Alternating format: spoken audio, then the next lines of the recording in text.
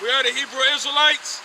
We come out here every week prophesying the downfall of your beloved kingdom, which is America, which is Babylon, or Nineveh, or Egypt, according to the scriptures, or Sodom and Gomorrah as well, according to the scriptures. And I'll let you so-called white people, which are Edomites according to the scriptures, then you know that your kingdom, America, Babylon, Nineveh, Sodom, Gomorrah, Egypt is about to be destroyed, man. Okay? And you Negroes, Latinos, and Native Americans, you are the true children of Israel according to the scriptures, man. Okay? Not those Jews over in the land. They are not the true children of the Most High, man. You are, according to the scriptures. Okay? And that's by the promise, man. That the Most High chose our people, the Negroes, Latinos, and Native Americans, to be a peculiar people unto himself. These are the only people that have a chance of salvation. Okay? With that being said, we give all praise, honor, glory, and thanks unto Yahweh, Bahashem, Yahweh Shai, Bahashem, Rakal Kwadash. Double honors unto the apostles and the elders at GMS that rule well, that teach accurately. Salutations unto the elect Akim that are pushing sincerely through the four corners of the earth with all sound doctrine and long suffering. All right, and a hearty shalom unto the women and children that follow in sincerity and the truth. And we're gonna get straight to the scriptures, man. And Lord willing, everything that we say, our words are seasoned with salt and is edifying unto the church. God, so let's get it going. 1 Corinthians chapter 14, verse 1. Follow after charity and desire spiritual gifts. Follow after charity and desire spiritual gifts. Okay? Now the charity, as we all know, is what? Is being there for a brother, helping a brother out in this time of need. Or just and doing it wholeheartedly, sincerely. Okay? Because the scriptures tell you with charity, it says give without grudging. You know, give without murmuring. Okay? So like for example, like the brothers in the jam, you know, you give up, say you got like $100 left to your name, and the brother needs $50, but he's only asking of you for like 30 bucks, and you give him the 30 bucks, but then when you get behind closed doors, actually you never gave him no money. You know, it says do it without grudging, without murmuring, man. Right. Because then you just basically canceling everything you just did, man. You might as well just kept your money. You're not going to get spiritually rewarded for it. Which that's what we do this for. The charity cover the multitude of sins. And then you're supposed to do it because you want to do it. Yeah, you do it because it's the right thing to do, but you should want to do the right thing in the first place. You should already be in that spirit of brotherhood, of charity, okay? All for one and one for all. We all parts of the same body. So if your left ankle is hurt, your right ankle is gonna hold it up. That's why you limp. That's why you use canes and crutches and things like that. We gotta be canes and crutches to each other.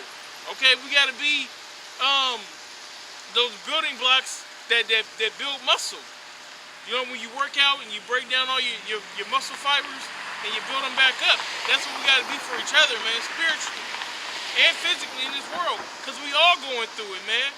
We all going through something separate, and we all gotta go through our trials, and we all gotta make it through it, but we ain't going through it alone. That's the point of the brotherhood, man. And I'm glad you said that, you know, because you made a point saying that you give with sincerity. So if you feel like you're giving with you feel like it's burdening your spirit to help a brother out, to give something to a brother, man, you might as well go ahead and get out of this thing. It's not for you, man.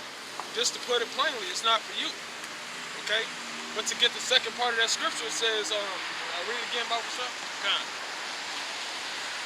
Follow after charity and desire spiritual gifts. Desire spiritual gifts, all right? So when it says desire spiritual gifts, what does that mean? Desire that the Most High puts the Spirit on you to be able to prophesy, to be able to understand scriptures, because to understand His word, you know, in its purity, in its fullness, that is a spiritual gift in itself, man. Okay? You are supposed to desire, like, Lord, how can I get better towards the brotherhood? How can I please you more? You know, these are spiritual gifts that you are supposed to desire, man. You know? Right, you might not be the best reader, desire to read better, or to gather precepts, or to know the history, or just to speak better. You know what I'm saying? These are the things that you should be asking for, not for a boost in your salary. Those niggas is praying on what's today? It's like February the 10th or something like that. So you know what? Like a couple weeks ago, what niggas was praying for? I sure hope I get my W-2s. Right. My W-2s. When the government shut down, they said this on not only on world news sites, but on local news. They said if the government shuts down, you ain't getting shit. You know. So you know what I'm saying? That America, Right. Babylon is gonna fail you. You know. So you're not supposed to be praying for things in this world, man. You're supposed to pray for and you have to pray in sincerity and the truth as well. You know.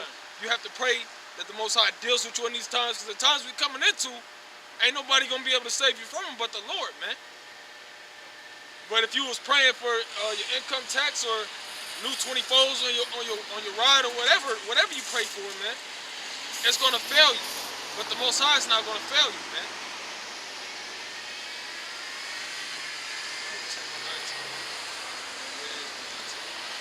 It says, and desire spiritual gifts, but rather that ye prophesy.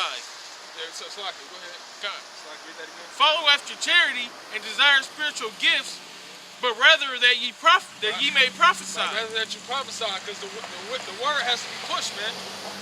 The will of the Most High is going to be done, and we are the people that the Most High permitted and ordained to come and do it. So it's nothing wrong with, like we're going into charity. That's important. That's important. That's very important. But this coming out and doing the work and prophesying is very important. That's on a high level, man. Even though the scriptures do say it's foolishness of preaching, it still needs to be done. And especially in these times that we in, man, these are truly the last days. People have been saying this the last days forever or whatnot. But man, this is the end. This is the end of the end. That's why, like I said in my other video that I did, the Apostle Tahar ordained this year, what? The year of prophecy. Things is happening. Things are moving quick. So this word needs to be getting out quick. That's why he said to do 3 videos a week instead of 2 videos. Why? Because there's more things that are happening. There's more things that need to be pushed on a consistent basis. They're ready to come down. They're ready to implement martial law. They're ready to implement this chip. Okay, these concentration camps. That ain't went away. Okay? They still got all those what do you call it, casket liners that they had? They still got those. What you think they destroyed them? Oh yeah, no, because it was 2011. They think they just, rotted away? We don't need them no more. They still got all that in order. All these closed down businesses, all these big mega superstores that they opening, mega churches, this, that, and the third. What you think that's gonna be in that day, man? All these super stadiums, they setting a precedent right now. They passing different laws. They getting their ducks in a row, so that when they do that false flag terrorist attack, okay, you gonna run to them. Ain't nothing new under the sun. They got this shit riding, and they plans is moving, and it's through the spirit of Yahweh Shem Yahushai, man.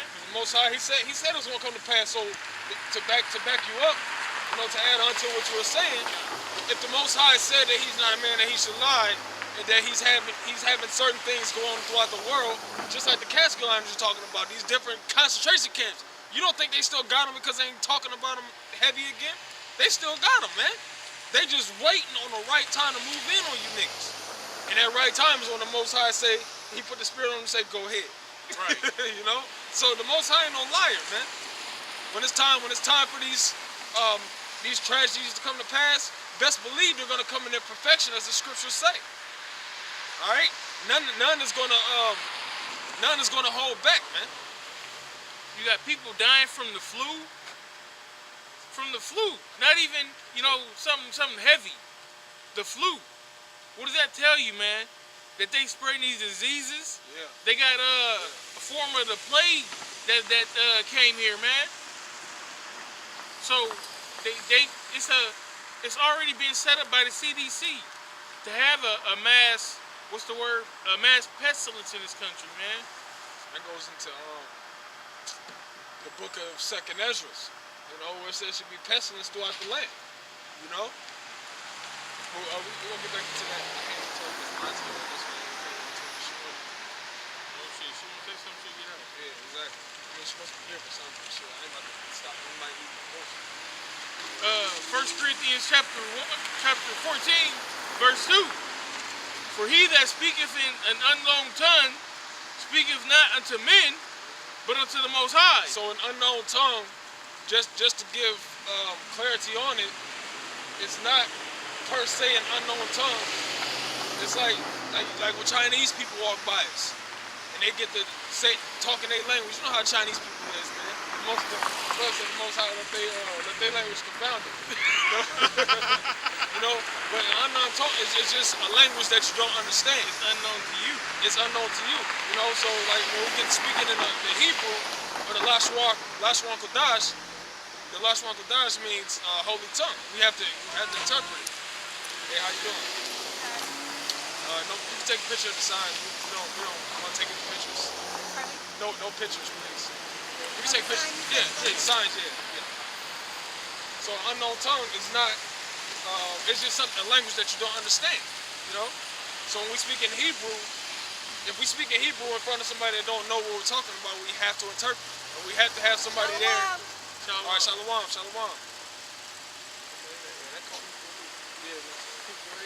Yeah, that's the spirit. Says, for he that speaketh in an unknown tongue speaketh not unto men, but unto the Most High. Yeah, speaking not unto men, unto the Most High. Okay? Because the Most High, of course, he set these different languages up.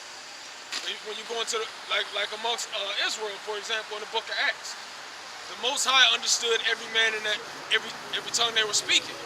Okay, but you had men that are they mad? You know what I'm saying? Because the Most High understood their language. The Most High understood what they were talking about. So that's the same thing when we speak our language. When the Israelites speak the language that they speak, so on and so forth. That's why certain boxing matches, boxing events, like you will have a Hispanic boxer, but you will have an interpreter there to give the sense. Exactly.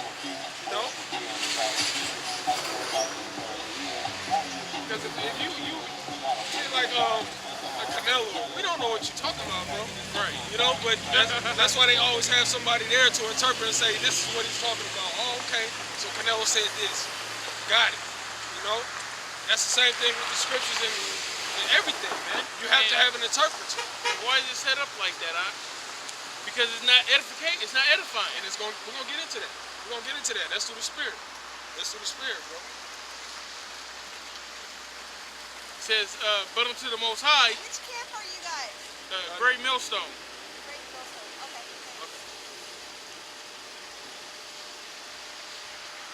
It says, for no man understandeth him, howbeit in the spirit, howbeit in the spirit he speaketh mysteries.